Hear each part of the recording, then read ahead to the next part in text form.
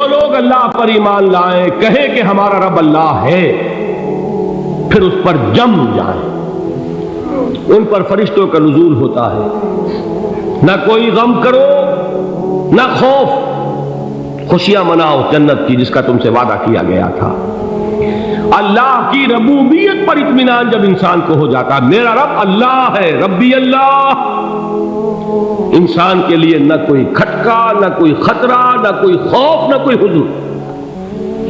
جو کچھ ہو رہا ہے کس کے اذن سے ہو رہا ہے؟ اللہ کے اذن سے۔ اللہ کے اذن کے بغیر پتا تک نہیں ہلتا۔ یہ کوئی اندھا بہرا مادہ نہیں ہے جس سے مجھے کوئی خوف ہو۔ اندھا بھینسا چلا آ رہا ہو اس سے تو ڈرنے کا ہر انسان کو ڈرنا چاہیے، نہ معلوم کس کو ٹکر مار دے، لیکن نہیں، اس کائنات کو چلانے والا ایک سمیع و بصیر خدا ہے۔ وہ جو میرا دوست ہے، میرا ولی ہے، اللہ ولی الذین آمنوا یخرجہم من الظلمات الی النور، اللہ اہل ایمان کا ولی ہے، ساتھی ہے، پشت پناہ ہے، مددگار ہے، حمایتی ہے۔ بتائیے جسے یقین ہو جائے کہ اللہ میرا مددگار، اللہ میرا محافظ، اللہ میرا پشت پناہ، اللہ میرا حمایتی، اس کے لیے کوئی خوف ہوگا؟ اس سے کوئی ڈر ہوگا؟ میں مثال دیا کرتا ہوں ایک بہت سادہ، پنجاب کے دیہات کی۔ تو بڑا چودھری ہے اور کوئی غریب کسان ہے۔ اس غریب کسان کے جانوروں کو ہر وقت اندیشہ ہوگا چوری کا، کوئی میری بھینس کھول کر نہ لے جائے، کوئی میرا بیل کھول کر نہ لے جائے۔ لیکن جس کے بارے میں یہ سب کو معلوم ہو کہ وہ جو بڑا چودھری ہے وہ اس کا دوست ہے، اس کی بچیا کو کوئی خوف ہوگا؟ اس کی بھینس پر کوئی ہاتھ ڈالے گا؟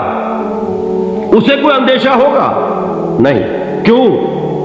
کہ وہ بڑا چودھری، بڑا اس کا یہاں کا سردار، جاگیردار، سب کو معلوم ہے وہ میرا دوست ہے، کوئی میرے خلاف اقدام نہیں کر سکتا۔ اس دنیا میں یہ چھوٹی سی بات اگر آپ کے دلی اطمینان اور سکون کا باعث بن سکتی ہے تو ذرا تصور کیجئے۔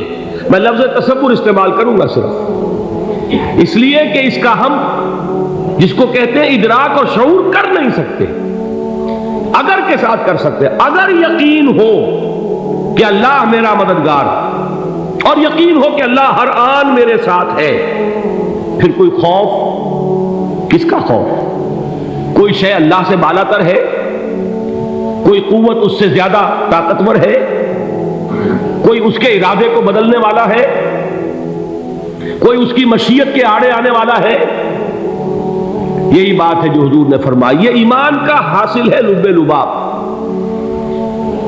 کہ دیکھو اچھی طرح اس بات کو ذہن نشین کر لو، اگر تمام انسان مل کر تمہیں کوئی نقصان پہنچانا چاہے نہیں پہنچا سکتے، مگر جو کچھ اللہ نے لکھ دیا ہو، اور تمام انسان مل کر تمہیں کوئی نفع پہنچانا چاہے نہیں پہنچا سکتے، مگر وہ شے جو اللہ نے طے کر دی۔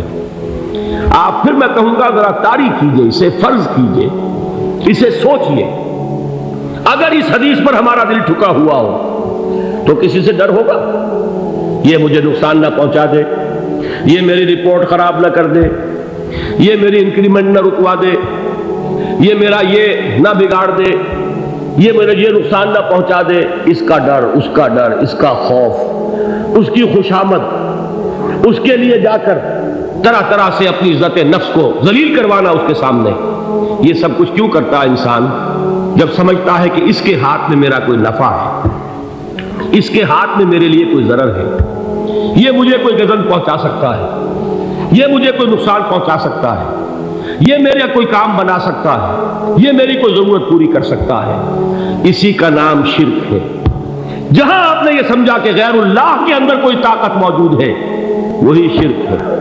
بتوں سے تجھ کو امیدیں، خدا سے نو امیدی، مجھے بتا تو صحیح اور کافری کیا ہے؟ شرک تو یہ ہے۔ جس پر بھی تمہیں یہ خیال ہے، کلمہ ہے یہ کلمہ سوم، لا حول ولا قوت الا باللہ، ذرا اس پر دل کو کبھی اگر آپ تصور کریں، پھر فرض کریں، دل ٹھک جائے اس پر، کوئی طاقت نہیں۔ یہی بات تھی جو شیخ عبد القادر جیلانی رحمۃ اللہ علیہ نے اپنی وصیت میں اپنے بچے سے کہی.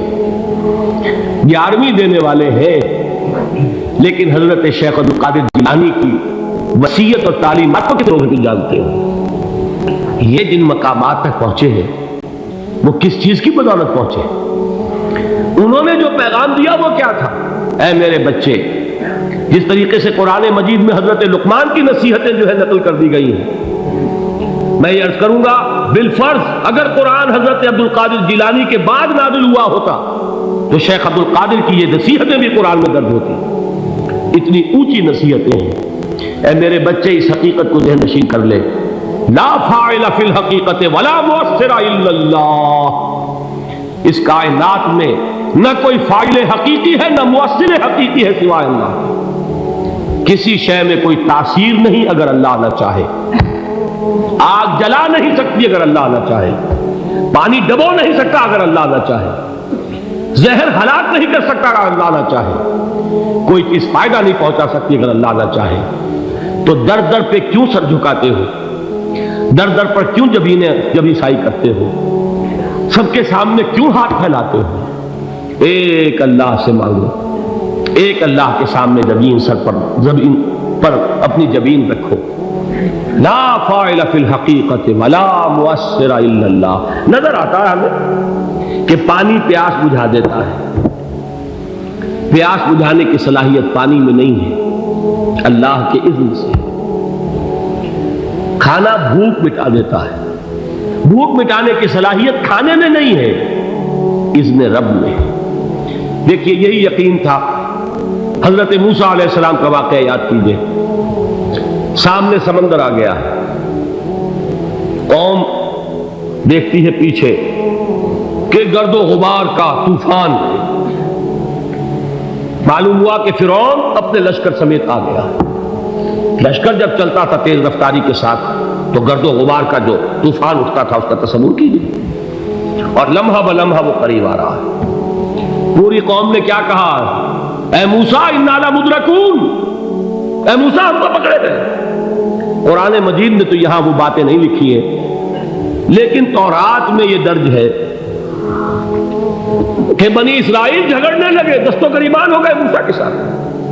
موسیٰ نے یہاں مروایا لا کر، اس سے تو ہم ہی بہتر تھے. وہاں کھانے کو ملتا تھا، زندگی تو تھی، بیگار ہم کر رہے تھے، موت تو نہیں تھی. اب جو کچھ ہوگا اس کا تصور کرو، جس طریقے سے ہمارے ٹکڑے اڑائے جائیں گے. تو لڑ رہے ہیں حضرت موسیٰ علیہ السلام سے. یہ تورات کی تفصیل ہے. قرآن میں صرف اتنا آیا ہے، پریشان ہو کر انہوں نے کہا انا لمدرکون. موسیٰ ہم کو پکڑے گئے. اس وقت موسیٰ کا جواب کیا ہے؟ کلا ان معی ربی سیہدین. نہیں، میرے ساتھ میرا رب ہے، وہ راستہ دے گا. بتائیے کہاں راستہ نظر آ رہا ہے؟ یہ ہے ایمان بالغیب. راستہ نظر نہ آئے تب اللہ پر یقین ایمان ہے. جیب میں پیسے ہوں اور تب دل کو اطمینان ہے تو ایمان کس پر ہوا؟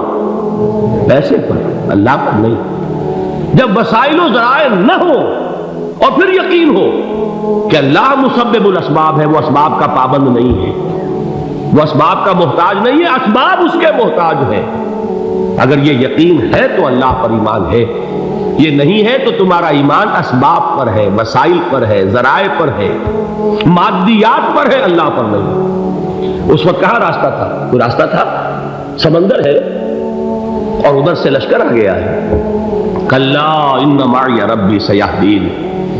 اب دیکھیے ایمان کہہ دینا آسان ہے، ہوا معکم اینما کنتم. جہاں کہیں بھی تم ہوتے ہو اللہ تمہارے ساتھ ہوتا ہے.